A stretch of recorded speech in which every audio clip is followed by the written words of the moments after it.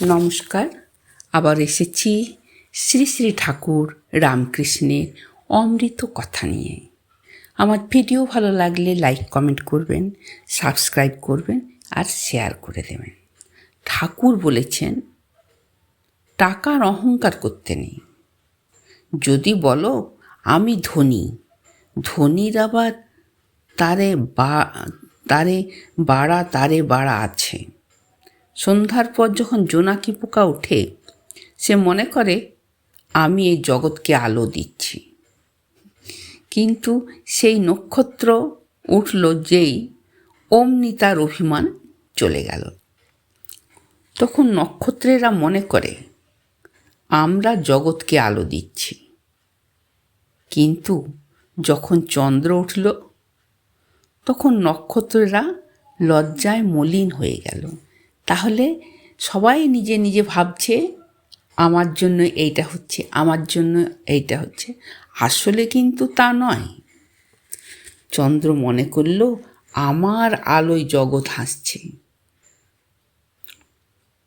দেখতে দেখতে অরুণোদয় হলো, চন্দ্র মলিন হয়ে গেল। খানিক পরে আর দেখা গেল না। ধনীরা যদি এইগুলো ভাবে, তাহলে আর তাদের ধনের অহংকার থাকে না। এক কপিন পরা কপিনকা ওয়াস্তে একজন সাধু গুরুর রূপ দেশ নিয়ে ভগবানের সাধন ভজন করার জন্য এসেছে। যাই হোক, ঠাকুরের নাম গান নির্জনে বসে করত।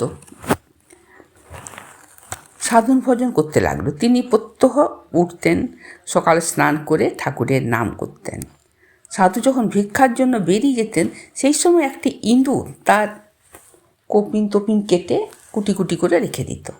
সাধু পরদিন গ্রামে গিয়ে আবার নতুন একটা কপিন ভিক্ষা করে নিয়ে এলো।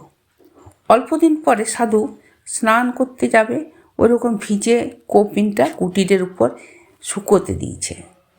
ভিক্ষার জন্য গ্রামে গেলেন। ভিক্ষা শেষে যখন গ্রামে ফিরলেন, তখন দেখা গেল সেই কপিনটি আবার টুকরো টুকরো করে দিচ্ছে ইঁদুরে।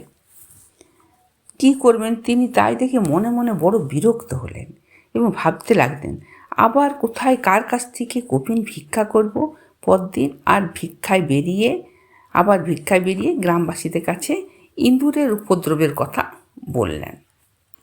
গ্রামবাসীরা সমস্ত বৃত্তান্ত শুনে বললে, আপনাকে রোজ রোজ কে কপিন দেবে? আপনি এক কাজ করুন, একটা বিড়াল পুষুন, তাহলে আর বিড়ালের ভয়ে ইঁদুর আসবে না।